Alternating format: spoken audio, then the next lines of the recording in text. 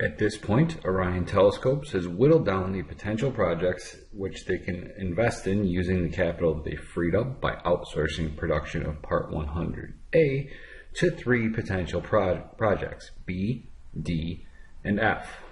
And with those 3 projects remaining, the best thing to do in this instance is to find their net present value, because the net present value of these projects will take into consideration the time value of money, namely that for Orion it's better to get the money up front than it is down the road. So the 3 remaining projects we have to determine the NPV of are projects B, D, and F. To determine the net present value, you would need to discount future cash flows based upon, firstly, how many years in the future you're going to receive them, and then also your discount rate, which is the rate that they could earn on an alternate investment if they chose instead to not put this money into projects B, D, and F, but into, say, the stock market. And they're going to assume that that is 9%.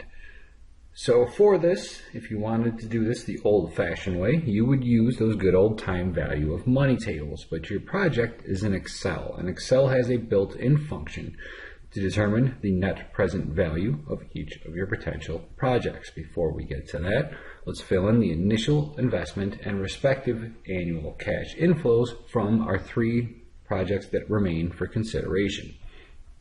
Starting with project B, we go back to our info. The initial investment on project B is $140,000, and the respective cash inflows for this project, when we go to the info, is $35,000 a year for 6 years. So years 1 through 6 have equal cash inflows of $35,000. For project D, we go back to our info. Project D's initial investment was $200,000. Project D has irregular cash inflows. According to our info, it's $120,000 in the first year, dropping down to $80,000, then $60,000, then finally $20,000 in the 4th and final year of that project's life. Let's go and handle in those 4 cash inflows. And then project F, our last project remaining for consideration, according to our info, has an initial investment of $60,000, and its inflows, according to our info, are $10,000 in the first year, $20,000 in the second year, and $40,000 in the 3rd and final year. So we go and we handle in those 3 inflows. And now we need to determine the net present value. So to use the net present value function in Excel, you need to click this little f of x that's next to your formula bar. And when we click on them, we can search for any function we want to use. And the one we want to use is NPV, or net present value. So we write in NPV and we hit go, and then under select a function, the first thing that pops up is NPV, so we hit OK. When the function comes up, the first thing it's going to ask you is, at what rate do you want to discount? We have that. We're discounting at 9%.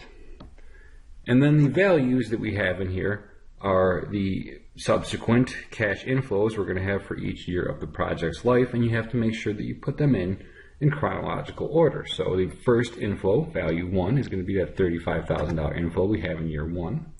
In year 2, another $35,000. In year 3, another $35,000. Year 4, and then year 5 is down here. I just got to scroll down to find it. Year 5 is $35,000. In year 6, also $35,000. So if we go through, we find that this particular project has a net present value of $157,007.15. Well, that's what the thing comes out, but here's the catch. That is the present value of the $35,000 of inflows that we're going to experience each year for the next 6 years. But it doesn't take into consideration the fact that we have to outlay $140,000 today. And since that payment is coming out today, it's already in terms of present value. It's in today's money. We're paying it out. So what we need to do is go back up to our formula bar after the last parenthesis. We hit minus and we subtract out our initial investment. And now the present value of our future cash inflows discounted at 9% less our $140,000 initial investment tells us that the net present value of project B is $17,007.15. Let's do the same thing over here for project D. And in project D, we're going to go, our NPV function should still be there, so we hit OK. The rate that we're discounting at is still 9%.